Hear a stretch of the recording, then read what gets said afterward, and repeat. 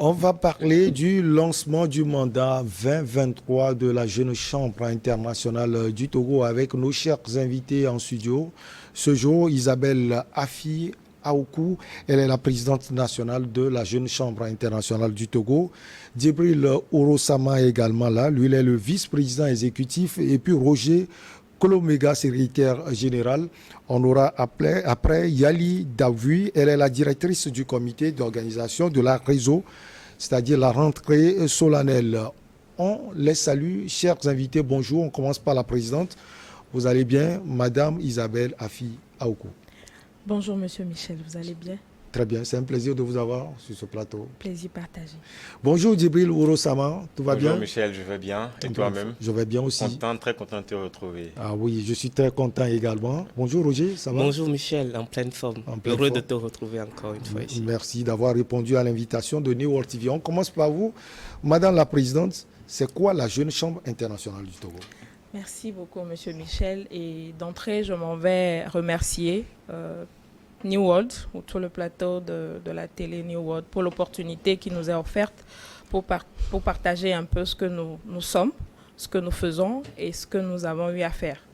Donc, existant depuis plus de 100 ans déjà sur le plan international, c'est une organisation qui a pour mission d'offrir des opportunités de développement de leadership aux jeunes afin de pouvoir créer des changements positifs dans leur communauté.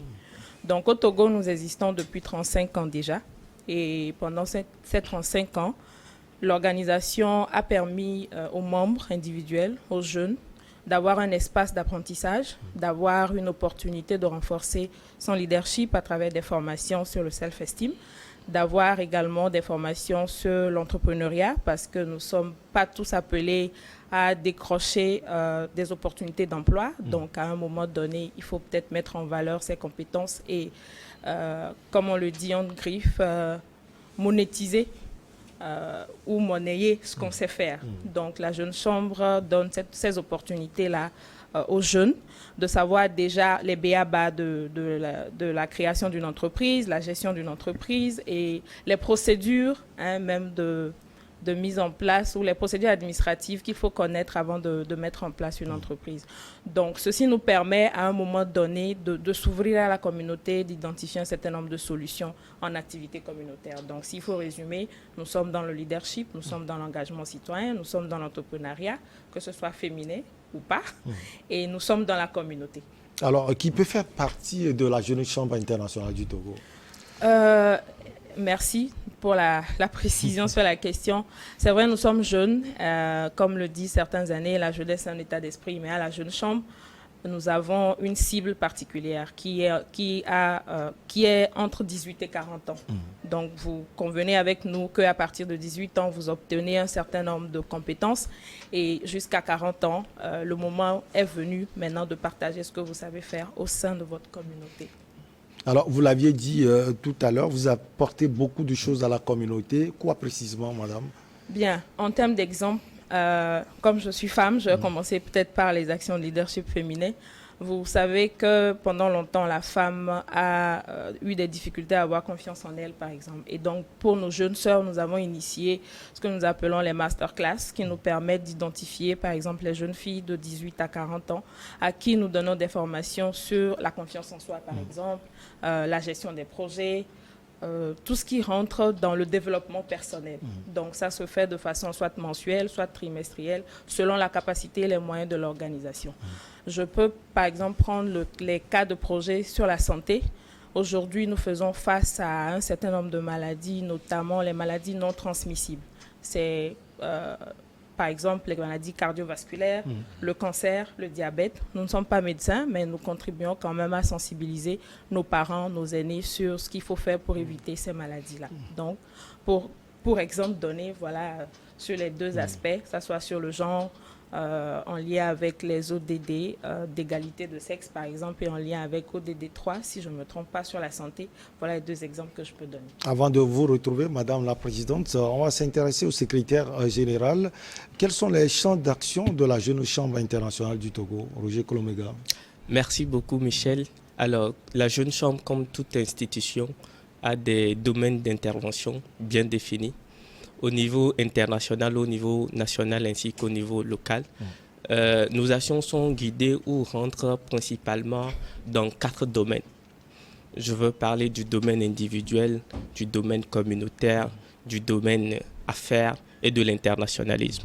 Nous allons prendre ces domaines un à un, si tu le permets. Oui, allez-y. Alors, le domaine individuel, nous croyons ou nous estimons que ce sont des hommes qui bâtissent des villes. Et plus les hommes sont formés, nous avions plus de chances à avoir des villes développées. Et donc, nous croyons à la capacité, au potentiel humain. Et c'est ce qui nous amène à renforcer la capacité de ces membres-là, à transformer l'individu afin que chaque jour que le bon Dieu fait, que cet individu puisse ressortir le meilleur de lui-même. Et ce domaine nous amène, comme je l'ai dit, à renforcer les capacités de nos membres. Et dans ce cadre spécifique, nous avions un institut national de formation même qui nous permet de renforcer non seulement les capacités de nos membres, mais qui est également disponible pour renforcer les capacités de toute entité qui le désirerait. C'est le domaine individuel. Lorsque le membre a été formé, transformé pour apporter un impact positif dans sa communauté, ce membre est appelé à rendre des projets communautaires, des projets qui viennent dans la communauté pour résoudre des défis que nous avions identifiés. Et la présidente nationale a évoqué certains de ces projets. Si nous prenons par exemple le cas de l'environnement, nous avions des projets pour la préservation et la protection de l'environnement. Nous notons aujourd'hui qu'il y a l'avancée de la mer. Nous avions eu à travers nos organisations locales à exécuter, à rendre des projets pour protéger l'environnement. Sur le cadre également, sur le côté du genre, la présidente a parlé des masterclass sur le leadership féminin.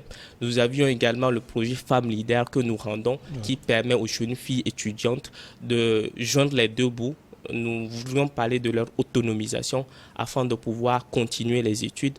Nous avions des projets tels que Tous unis contre le cancer qui permet également de sensibiliser contre ce fléau et de réduire ces fléaux. Donc voilà le deuxième domaine qui est le domaine communautaire.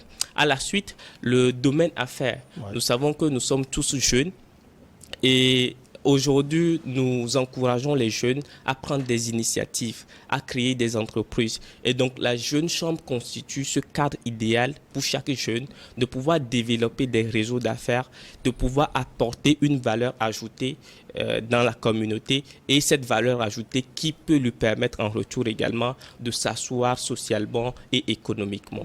Donc, c'est le troisième domaine. Et enfin, le quatrième domaine qui est l'internationalisme, qui permet à nos jeunes de pouvoir tisser des relations un peu partout dans le monde, pas seulement en Afrique, mais surtout dans le monde. Et spécifiquement à ce dernier domaine, nous avions des cadres précis qui permettent à ces jeunes-là de pouvoir tisser des relations.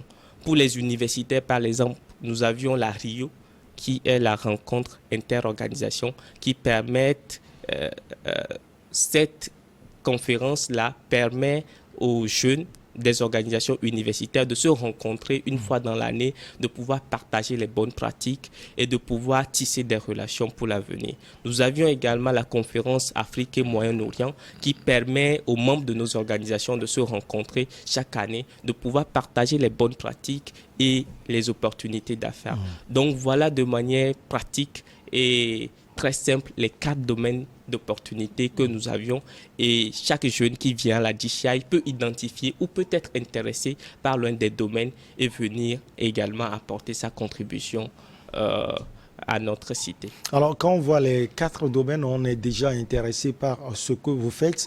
Ce qui va plus nous intéresser également, ce sont les projets pour l'année 2020. Alors Djibril Orosama, quels sont ces projets phares pour cette année? D'accord, merci beaucoup Michel pour la question. Pour le mandat 2023, comme tu viens de le dire, nos projets sont classés dans 3 catégories. D'accord. Dans un premier temps, nous avons ce qu'on appelle les programmes DCI. C'est des projets pensés et construits par l'international, d'accord, que les organisations nationales doivent exécuter dans leur pays. Et du nombre de ces programmes-là, nous avons le programme à oratoire et débat.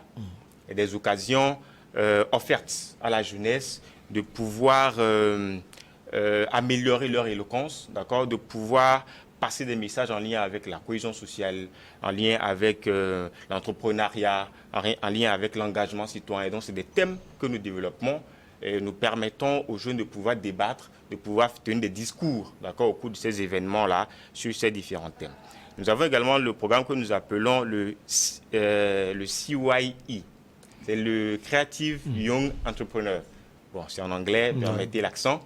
C'est le jeune entrepreneur créatif. D'accord? Il s'agit ici de récompenser ces entrepreneurs-là qui apportent une touche d'innovation dans leur démarche, d'accord, et qui sont des sources d'inspiration pour leurs pairs. Et toujours dans le domaine des récompenses, nous avons le programme TOYP. C'est le 10 Outstanding Young Persons. Toujours en anglais. Toujours en anglais. Toujours en anglais, mais s'il faut traduire, c'est les 10 jeunes les plus remarquables du Togo que nous récompensons dans différents domaines, d'accord, que ce soit dans les actions sociales, que ce soit au niveau du leadership, de l'entrepreneuriat. Donc, c'est 10 domaines dans lesquels nous travaillons, nous ciblons 10 personnes dans chaque domaine et qui ont un impact conséquent sur la jeunesse du pays, voilà, qui apportent un impact considérable sur le pays. Alors, la deuxième catégorie de projets, ce sont les projets nationaux. Ce sont les projets pensés par l'organisation nationale et qui seront développés au cours du mandat. Mais ces projets-là, étant donné que la JCI Togo se veut être un acteur de développement de notre pays, nous les inscrivons dans le cadre de la feuille de route gouvernementale 2025 pour être en accord avec l'impulsion qui est donnée par nos gouvernants. Et dans ce sens-là, nous avons ce qu'on appelle le masterclass de l'entrepreneuriat. C'est une occasion avec les autres OSC, d'accord, de la place, où nous aurons des séminaires entrepreneuriales, au cours desquels nous allons inviter des personnes, des entrepreneurs connus, d'accord, qui sont des figures qui sont déjà passés par là, qui connaissent les difficultés, qui connaissent les enjeux, pour venir parler, discuter avec les jeunes, d'accord, donner des conseils, donner des orientations, donner des opportunités, d'accord, dans le cadre de l'entrepreneuriat. Toujours dans la catégorie des projets nationaux, nous avons ce qu'on a appelé la mobilisation des jeunes pour la cohésion sociale et la lutte contre l'extrémisme violent. Vous savez, la thématique de la paix est une thématique qui a toujours retenu l'attention de la JCI. Et d'ailleurs, la première vision de l'organisation, définie par Henri Sambier, dit j'espère que du plus profond de l'âme de cette organisation naîtra dans les temps à venir un message qui remuera les cœurs et permettra d'instaurer la paix d'une manière permanente et définitive. Donc, nous portons un regard très important, très attentif, d'accord, sur les questions liées à la paix. Et nous voulons que les jeunes soient les premiers faiseurs de paix, d'accord, et soient les premiers remparts contre l'extrémisme violent, contre le radicalisme et tout ce qui s'ensuit. Donc, c'est le contenu de ce projet. Nous avons des organisations locales qui composent l'organisation nationale. Au jour d'aujourd'hui, toutes catégories confondues, nous avons 12 organisations locales au Togo. Et chaque organisation locale a des projets. Nous n'allons pas citer tous les projets ici, mais je vais me faire quand même le devoir d'énoncer quelques-uns par organisation locale. Nous avons la sensibilisation sur les gestes de premier secours en milieu scolaire. Une organisation locale a décidé d'aller dans les écoles et de sensibiliser nos jeunes frères et sœurs sur les gestes de premier secours pour pouvoir sauver des vies, pour pouvoir rapidement, en cas d'incident, en attendant que les sapeurs ne viennent, pouvoir intervenir pour donner plus de chances aux victimes de préserver leur santé. Nous avons le projet Mon environnement, ma priorité. Le secrétaire l'a dit tout à l'heure, l'environnement, c'est une problématique qui nous concerne tous, d'accord? Et dans ce projet-là, il s'agira de restaurer le couvert végétal en vue de lutter contre la désertification et le changement climatique. Et l'organisation locale qui est en charge de ce projet-là voudrait, d'ici 2030, pouvoir mettre en terre près de 100 000 arbres. Mais pour ce mandat 2023, il prévoit mettre en terre 1000 arbres, d'accord? Et ça va être plus précisément dans la préfecture des Lacs. Nous avons le projet d'appui à l'entrepreneuriat des jeunes d'AV, par une organisation locale également, qui voudrait, dans le sens de l'entrepreneuriat, faciliter l'accès des jeunes d'AV à des opportunités de création d'emplois. D'accord? Parce que la présidente l'a dit tout à l'heure, nous devons être créateurs de richesse également et créer la richesse par l'entrepreneuriat. Donc, c'est un volet très important. Non au harcèlement sexuel en milieu scolaire. Un autre projet, d'accord, dont la cible est orientée vers nos sœurs, nos frères et sœurs dans les écoles, d'accord. Mais pas seulement, il y aura les enseignants également qui sont concernés, les parents également. Bref, les jeunes. Les jeunes qui seront sensibilisés sur le harcèlement sexuel en milieu scolaire qui constitue un fléau majeur qui limite d'ailleurs l'éducation des jeunes filles notamment. Nous avons également le projet Une option pour une vie meilleure. Il s'agira ici de sensibiliser les jeunes de la ville de Kpalimé sur la santé sexuelle et reproductive. Voilà. Pourquoi Kpalimé, précisément? Pourquoi Kpalimé? Vous avez ciblé Kpalimé? Bon, c'est une organisation locale qui existe à Kpalimé, qui a décidé de faire ce projet-là pour sa communauté. Toutes les organisations locales appartiennent en majorité à des communes. Enfin, leur champ d'action voilà, sont dirigés vers des communes. Parce que, comme on l'a dit, nous voulons être proches des communautés, apporter des solutions à la base. Vous voyez? Donc, tous ces projets sont orientés vraiment à la base. Et je vais encore citer 2 ou 3 projets. Encore, on a parlé du masterclass du leadership de l'engagement citoyen féminin, des jeunes filles qui seront formées sur des thématiques liées à l'engagement citoyen, aux gens transformateurs, au leadership et autres. Donc voilà un peu tout azimut les différents projets. Beaucoup de programmes. Voilà, il y a plus d'une vingtaine de projets qui seront rendus durant ce mandat 2023. Et voilà, nous espérons vivement que nous pourrons avoir le soutien, d'accord, des institutions, voilà, pour nous accompagner à réellement mettre en place ces projets-là, apporter un changement dans la communauté pour le développement de notre pays. Alors, Madame la Présidente, quand on voit les programmes et projets développés par Roger et Djibril tout à l'heure, on est intéressé par ce qui est fait au niveau de la Jeune Chambre internationale du Togo. Alors, les années écoulées, qu'est-ce qui a été concrètement fait et qui puisse aiguillonner aujourd'hui la jeunesse togolaise? Bien, merci beaucoup pour la question. Les années écoulées, qu'est-ce qui a été fait? Je vais prendre mon exemple personnel. En termes de statistiques, je ne vais pas donner d'exemple, mais en termes de... pas pour se vanter, mais en termes de qualité de personne que je suis devenue aujourd'hui, c'est la Jeune Chambre qui me l'a offerte. Pourquoi? Parce que... Oui, allez-y. Pourquoi? Parce que, comme l'a dit le secrétaire général tout à l'heure, c'est un ensemble... Oui, allez-y, Madame la Présidente.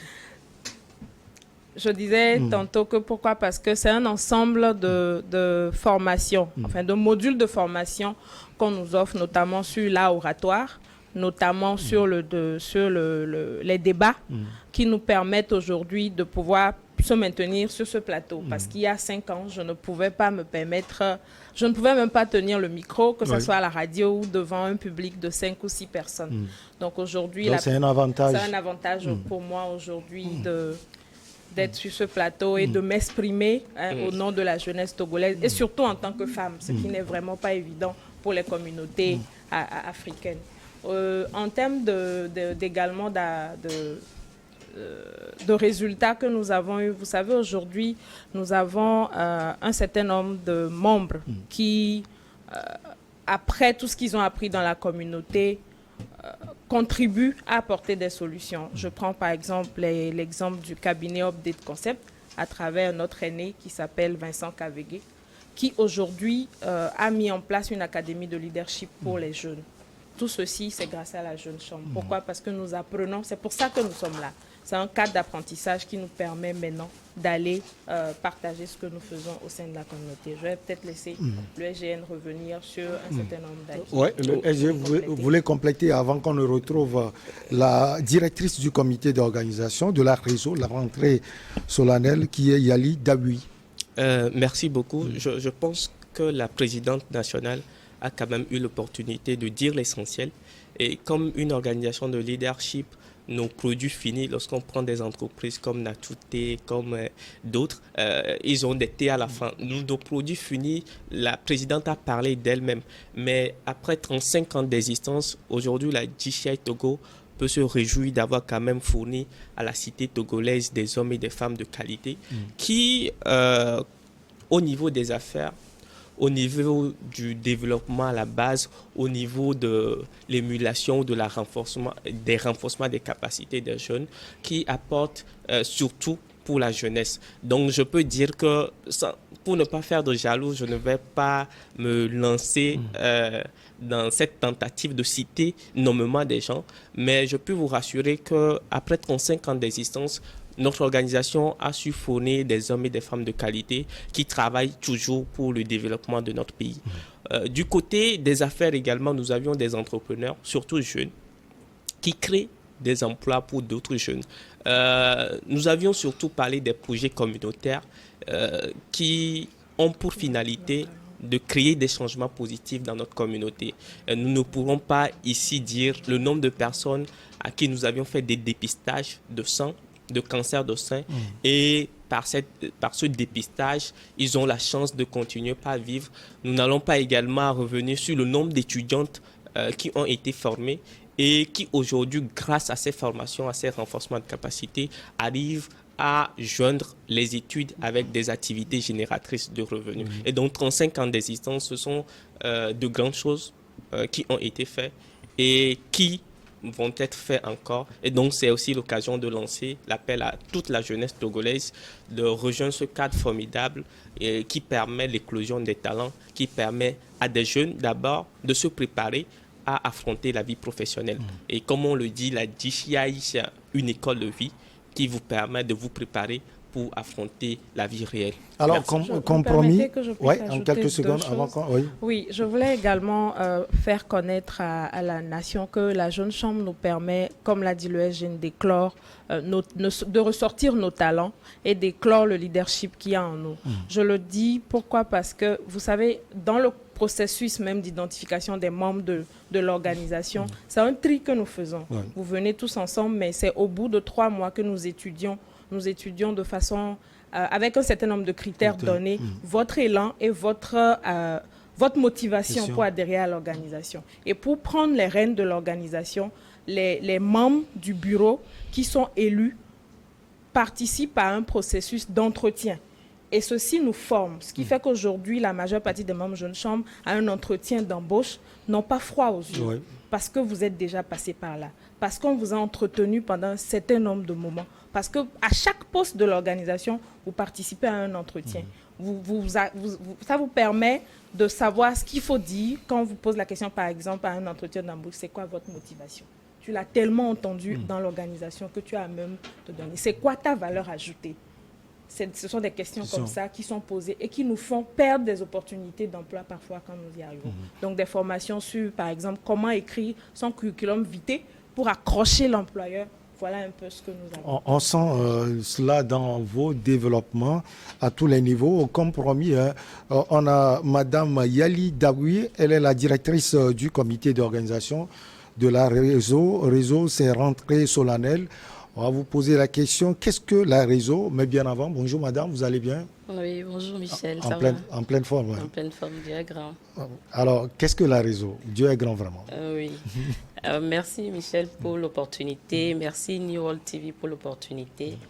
Oui, la réseau, c'est cette cérémonie qui fait le lancement des activités du mandat de la Jeune Chambre. Et vous savez, nous sommes en 2023 et cette année, le mandat 2023 de la Jeune Chambre...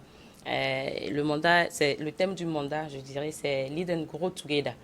Donc, la rentrée solennelle que nous allons faire, ou ce sujet qui nous amène ici sur cette plateforme, c'est faire connaître au public les événements à dérouler dans le mandat et les projets du mandat, comme l'ont fait la MIVEPE. Donc, Michel Takpa peut prendre son sac et venir à la réseau, c'est-à-dire qui sont attendus à la réseau, madame? Oui, merci.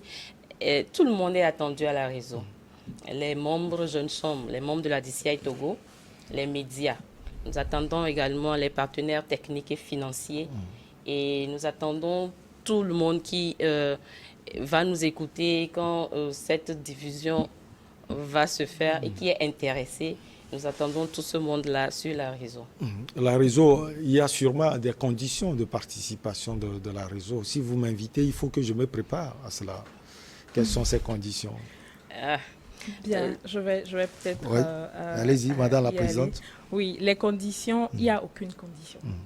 C'est free, comme on le dit, c'est gratuit.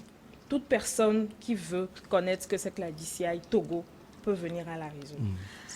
Ce que je vais peut-être ajouter, c'est le souhaiter, hein. On le dit toujours. Dans nos interventions, nous prenons sur nous de respecter un certain nombre de protocoles. Donc, si je peux me le permettre, la seule condition peut-être, c'est d'être en protocole en tenue traditionnelle.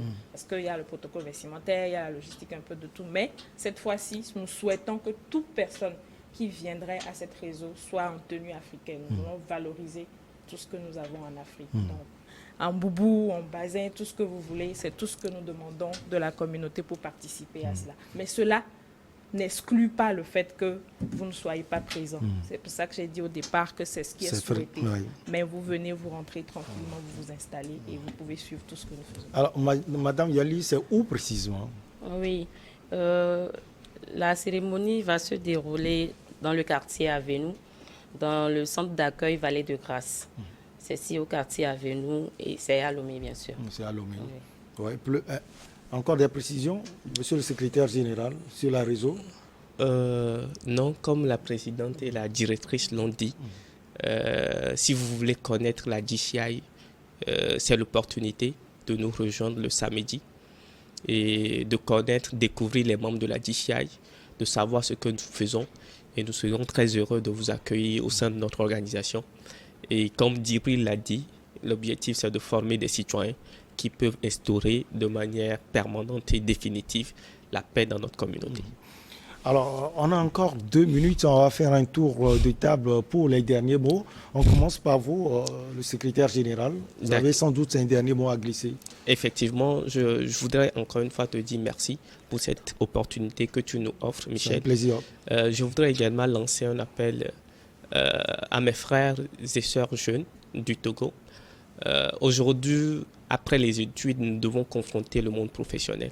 Et je peux vous rassurer que la DCI, c'est le cadre par excellence qui permet à des jeunes de se former, de se préparer à se confronter à ce monde-là. Et donc, nos portes sont ouvertes.